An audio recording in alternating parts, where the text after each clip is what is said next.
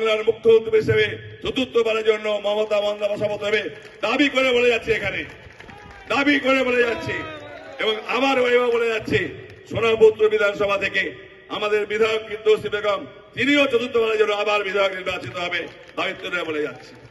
তাই আমরা আমাদের বিধানসভার জন্য নতুন করে যে ম্যানিফেস্টো তৈরি করা হলো, নিশ্চিতভাবে দেখেছেন দল আমাদেরকে নির্দেশ দিয়েছেন, আমরা আমাদের লক্ষ্যমাত্রা আগামী দিন পূরণ করব, এটা আমরা দায়িত্ব নিয়ে বলে যাচ্ছি। ঠিক সেই রকম ভাবে আমাদের মানুষের কাছে আমরা এই লিফলেটটা পৌঁছে দেব।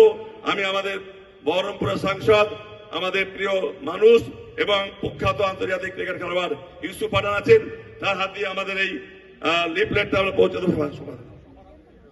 এমএলএ দাও, সভাতে দাও, সবাইকে দাও, সবাই একটু দাও।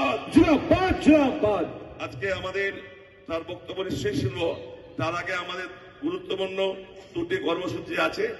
একটি হলো আমাদের রাজ্যের যে নির্বাচন চলছে, যে বিধানসভা নির্বাচন চলছে, সে বিধানসভা নির্বাচনে আমাদের দলের সুপ্রিমো, আমাদের দলের সবার প্রিয় নেত্রী মমতা বন্দ্যোপাধ্যায় তিনি একটি 10টি তার কর্মসূচি, আগামী দিনে কর্মসূচি ঘোষণা করেছেন।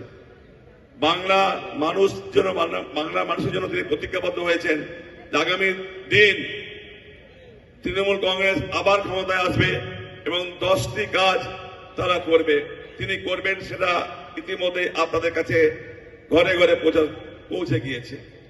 ঠিক তেমনি আমাদের দলের পক্ষ থেকে আমাদের দল সর্বভারতীয় তৃণমূল কংগ্রেস প্রত্যেকটি বিধানসভার জন্য আলাদা আলাদা করে এক একটি ম্যানিফেস্টো তৈরি করেছেন, ইশতেহার তৈরি করেছেন, যে প্রত্যেকটা বিধানসভা আগামী দিনের জন্য কি কি কাজ করবে তার একটা লক্ষ্যমাত্রা তৈরি করা হয়েছে। আজকে সেই সোনারপুর উত্তর বিধানসভার ম্যানিফেস্টো অর্থাৎ ইশতেহার, আগামী দিনের কি কি কাজ আমাদের লক্ষ্য আছে এই সোনারপুরকে আরো ভালো করে সাজিয়ে তোলা যায়, সেই ইশতেহারটা আমরা এখন উদ্বোধন করব। এবং আমরা এই সুবর্ণ মুহূর্তে আমরা আমাদের প্রিয় সাংসদ, বহরমপুরের সাংসদ ইউসুফ পাঠান তিনি এসছেন, বিধায়ক ফিরদৌসী বেগম আছেন, আমি তাদের দুজনকে বলবো আমরা আজকে এখন ওই ইশতেহারটা ম্যানিফেস্টোটা প্লিজ স্যার একটু আসবেন। সিআইসি থেকে শুরু করে আমাদের বিভিন্ন কাউন্সিলররা তারা আছেন, পঞ্চায়েতের প্রধানরা আছেন, উপপ্রধানরা আছেন, সমিতির সদস্যরা আছেন এবং আপনারা আম জনতা যারা আজকে এই গুরুত্বপূর্ণ সন্ধিক্ষণে এসেছেন। আজকে আমরা ইউসুফ পাঠানকে পেয়ে আমরা গর্বিত।